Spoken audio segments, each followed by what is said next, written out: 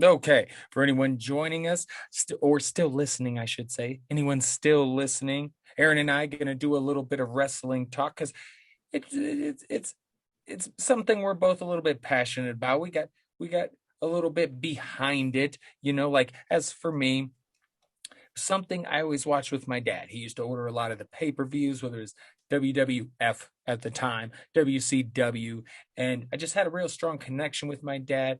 We not only was he my dad, but he was also my friend in a way, especially as I got older. And with him gone, it just something wrestling has just always been a part of me. And then my oldest son, who's because I'm a teenage parent, he's in his damn 20s now. But my oldest son, as when he was younger, he got into wrestling, and so we kind of had that bond for a while too. And it's just something very cool.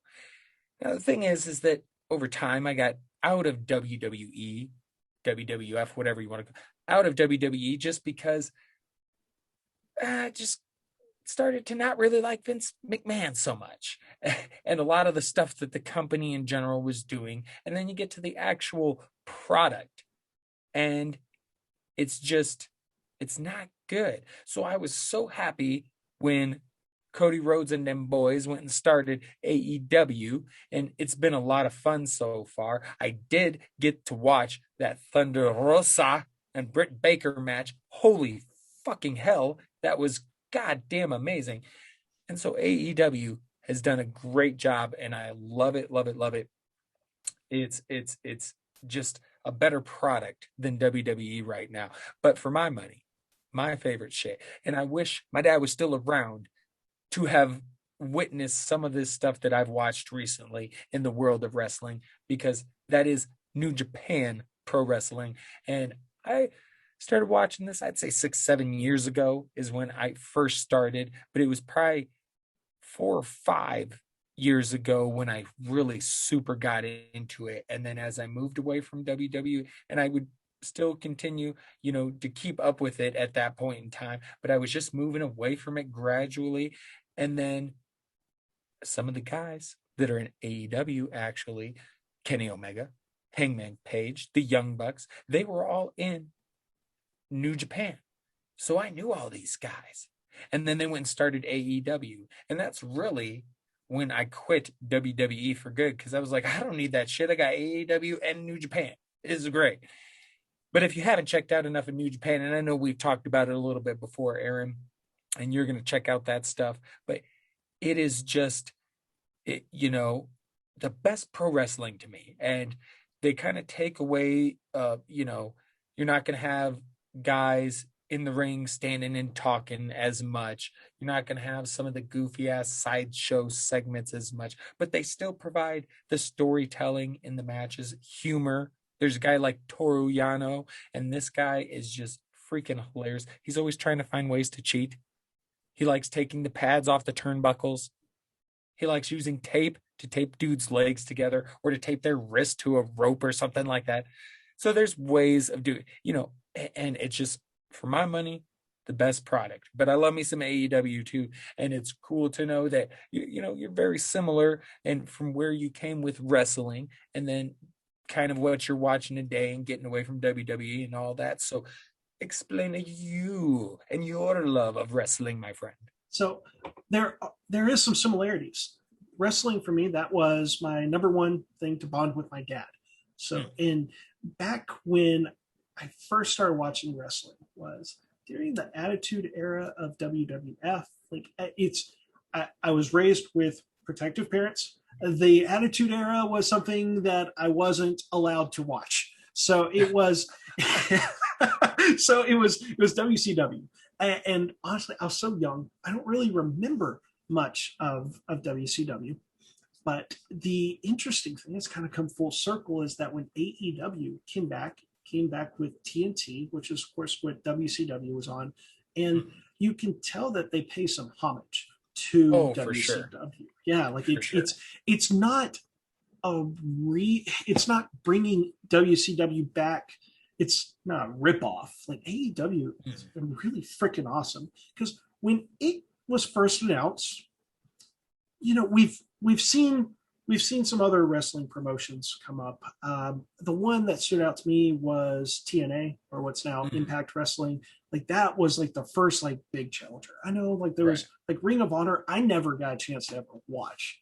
Like I never knew how to watch it. Like that's why I stuck with WWE for so long. Is like that was the right. easiest one to consume and watch. And I remember stumbling upon TNA because it was on Fox Sports Southwest, I believe.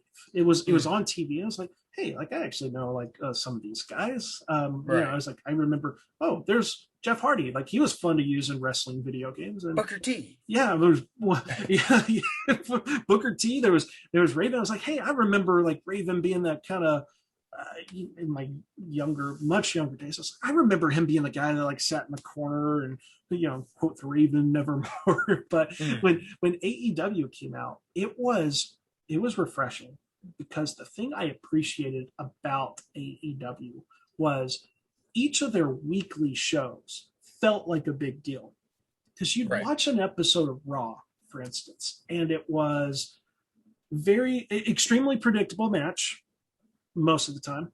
Mm, They were short matches, and there was pointless sections or promos and stuff that I was like this isn't cool. This really isn't mm, cool anymore. It's pretty lame. But AEW is that nice mixture of like they've introduced me to so many people I've never heard of before. I think Darby Allin was probably the most notable guy that they really introduced to the world. right. Um, But I Darby mean, Allin, Private Party. yeah, I had never Private heard of Party. them. I never heard of them. They Family got Guevara. I guess some people knew of him on the Independent, but I yeah, never was really familiar with him. and But that's what I've yeah, enjoyed. Like Darby Allin's definitely the big one. he's the Sorry. he's the big one and he has a unique look, and you could tell it was like they listen to the fans, and when the fans react to certain wrestlers, like they take note, and they're like, these are guys we need to protect and push. There's Jungle Boy, there's Powerhouse Hobbs is a guy that's got kind of a unique look. Like he Right. plays a perfect like bad guy. He's got that nasty look whenever he gets through like demolishing someone. He's Hmm. not a guy you want to like come across in the alleyway. And Right. and one of the recent ones is they have this female wrestler named Maki Odo. I believe I pronounced that right. Like, and the interesting thing, I'm kind of watching, and it's you think that like her like character is like, oh, she's like the typical cute Japanese anime type girl, right? Like Mm, that's kind of what she looks like. And I thought her unique thing was like, okay, she sings her theme song as she comes to the ring. It's like, okay, like cool. Like this seems to be very like clean cut baby face. And then I was shocked. I was watching, and I was like, did, did she just flip off the other person?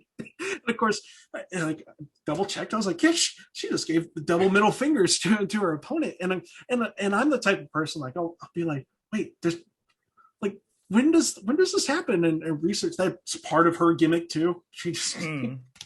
she just flips off her opponents, and her whole character is like, yes, she is like the cute anime Japanese type girl, but like she's conceited about it.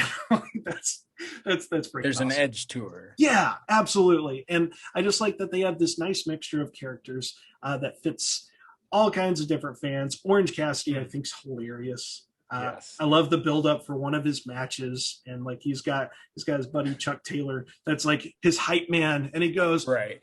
and this Saturday at the pay per view, Orange Cassidy is gonna try, because Cassidy is this guy, this guy Right. whose whole gimmick is he doesn't try. Like when he gets fired up and he's doing all these kicks, it's little like small shin kicks that don't do anything, but the Right. fans just sell it like that the other guy's getting demolished. And that's a smart gimmick. Like his It whole is. thing It's is, great. yeah, like he can do that gimmick as long as he wants, and it's not going to affect his career. And you think about it, it's like he's getting paid to wrestle, but his gimmick is that he's not really wrestling. But then, like, he got so popular with the fans, they put him in there with Chris Jericho, and my goodness, he was when he was put there with some guys that could wrestle. He wrestled Pac as well. Like he can go, and it's like, That's the crazy thing what is is this?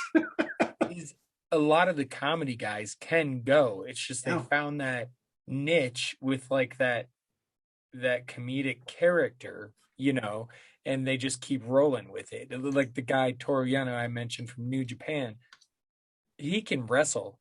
He can wrestle like a mother. Every once in a while, he'll pull out a little bit of it, but dude can go. But it's just he's made such waves with this comedic character that he rolls with that, and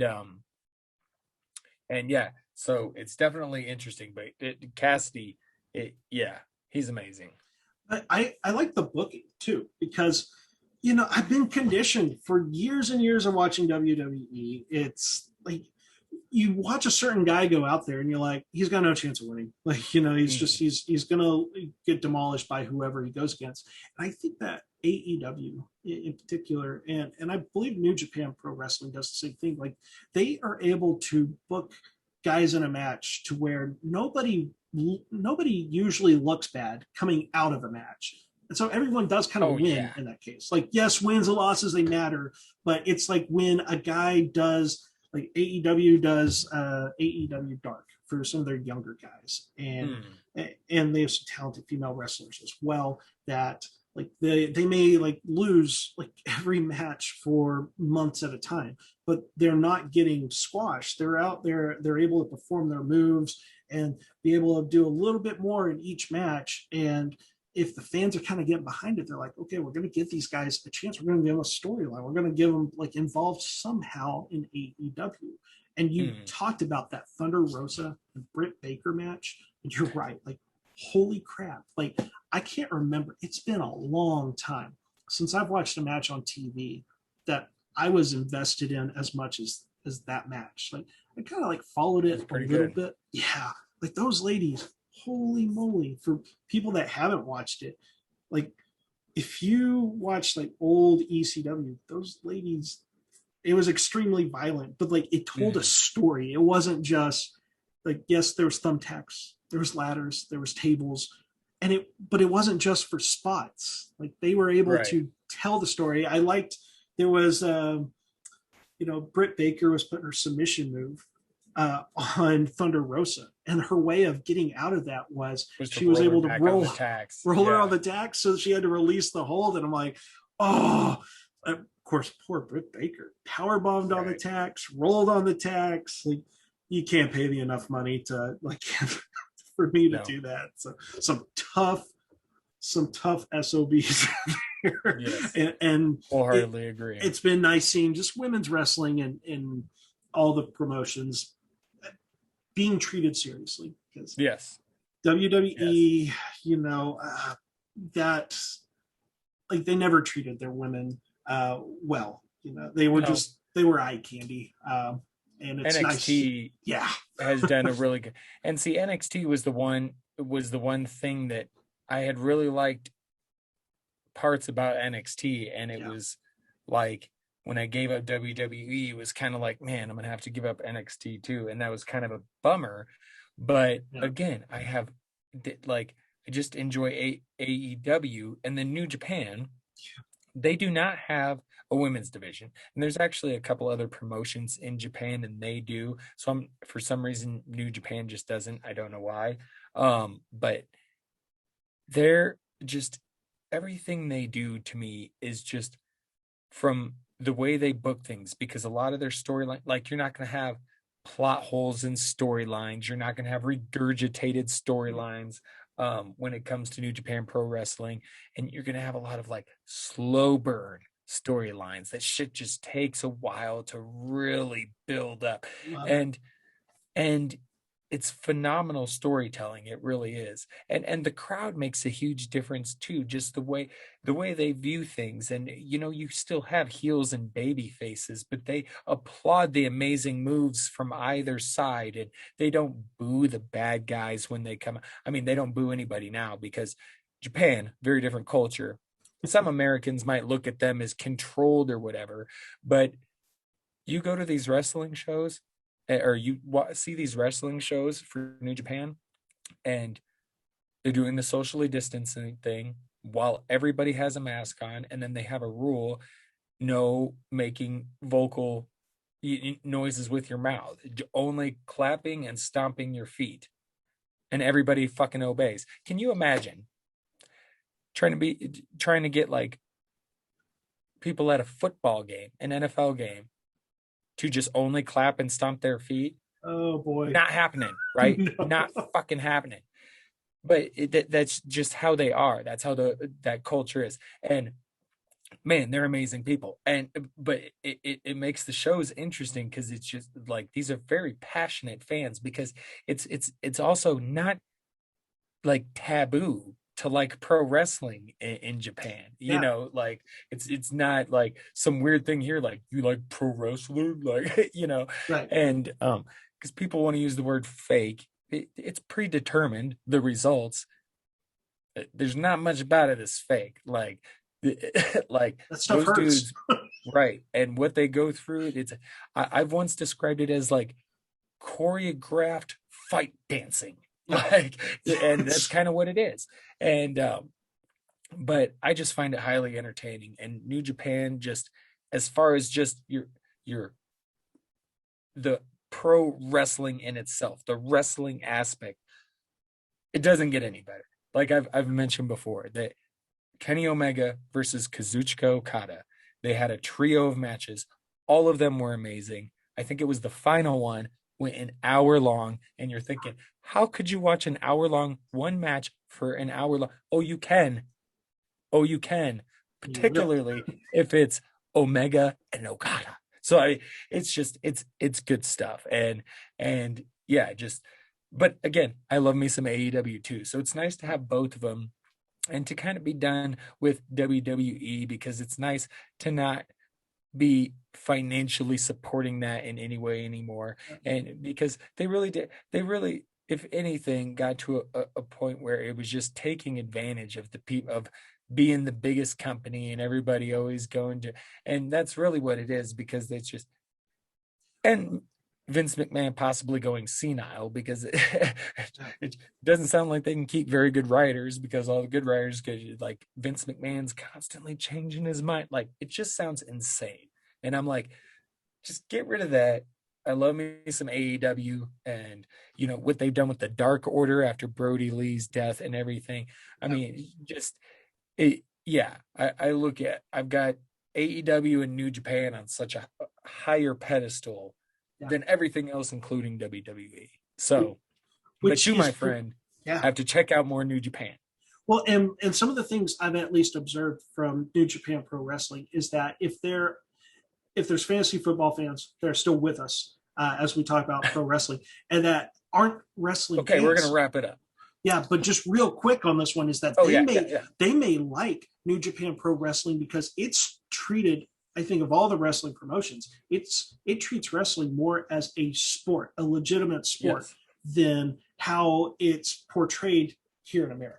As you mentioned, right. with what they do with fans in the way that they show their support, and Mhm. it's I've seen clips of like it feels kind of like what they would do with UFC. So for that, like I could Yeah, appreciate New Japan Pro Wrestling on that. And one yeah, other because they just do like oh, after the shows, they yeah, do like press press conference. conferences. Yeah, So it's more like, and they use those to kind of help advance the storylines and yeah. whatnot, as opposed to, in the middle of the wrestling show, a guy standing in a ring and talking on the mic for 10 minutes, Which I It- think is a nice. That's yeah, very nice. yeah, yeah.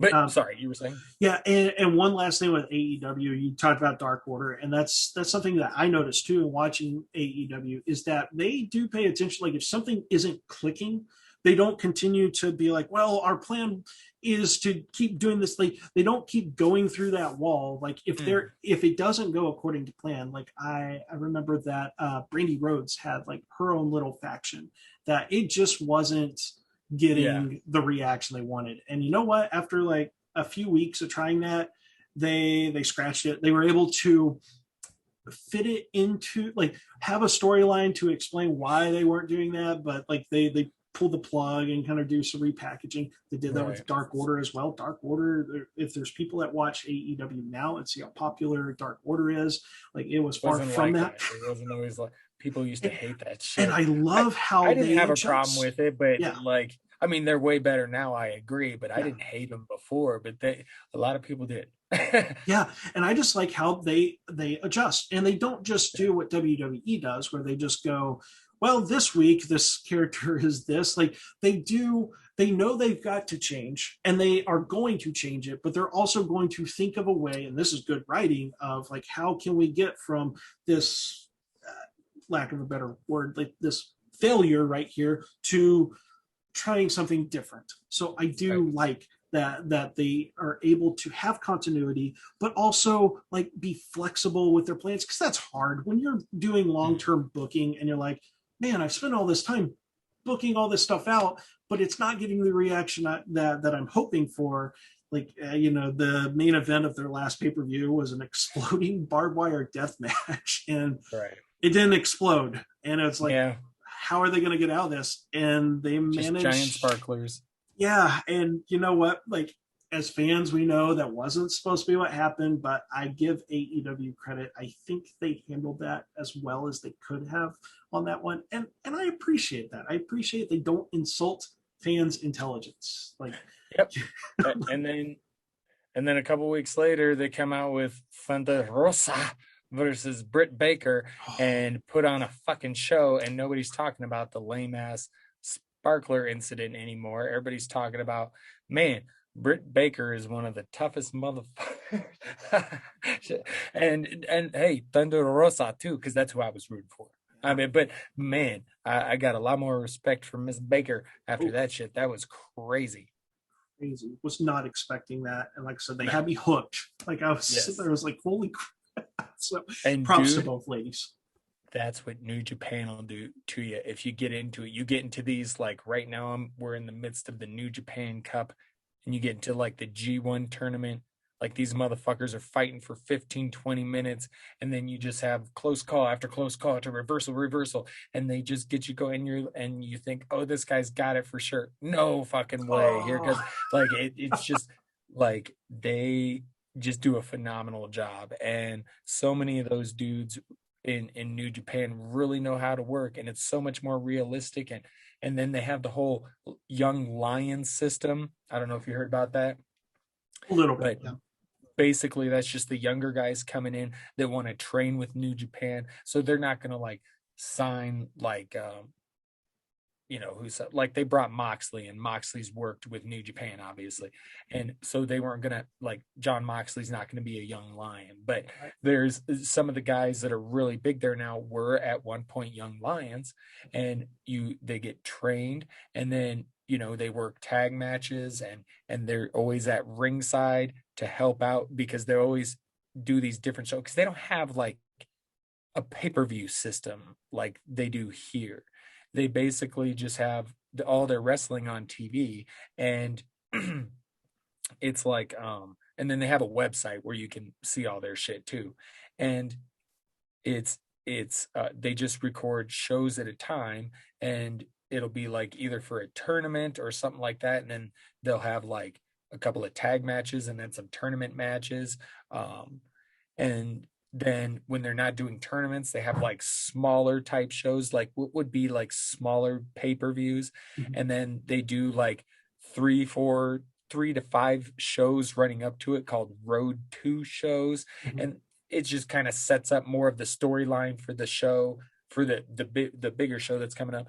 And then every year they have Wrestle Kingdom, which is like their WrestleMania. It's great shit. But they just it's a different way of doing things, and I've grown super fond of it.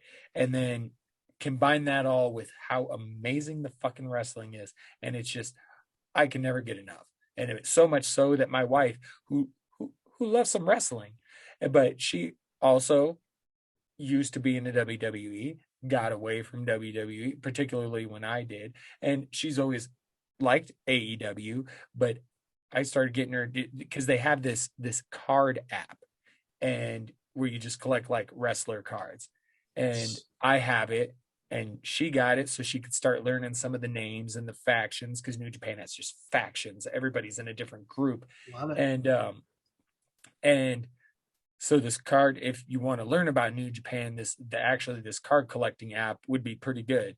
It's free to just collect them and shit. So like it would be good to learn names and shit like that. And so she starts getting into it, starts watching it more with me, and now she's just like, I dare somebody to get into a wrestling talk with me. Like, New Japan's great as shit. Like, she's all pumped for it. She enjoys watching it, and I'm just like, man, like it's not like she didn't like wrestling before, but like she might like wrestling now more than ever, and she loves her some New Japan. So it's crazy, but yeah, gotta check it out more if you haven't. And anyone who is still listening, if at one point in your life you enjoyed professional wrestling, pro graps, as the kids say, make sure to just take a little time to check out some AEW, some New Japan Pro Wrestling. It'll bring you back to those glory days. And hey, because it's the wrestling world is in a good place right now. So I would say so. It's a good time to hop back in. Anything else from you, Aaron? Well, I think that is it. I will definitely be checking out New Japan Pro Wrestling a little bit more in detail. I've known about it, but you've got me very intrigued about just kind of Yes, watching and learning. I would say try and get into it, and that way, if you don't want to get it yourself, maybe I let you borrow my username and whatnot. But here in August, right before football starts, we're gonna have the G1 Climax tournament, and it is the best wrestling of the year. So you have to check some of that That's out. a badass name. I'll have Yeah, to. it's crazy. So, all right, we're gonna end it for now, folks. For any of those still listening, our pro graps chatter is over, and we will chat with you again next week. Adios, everyone.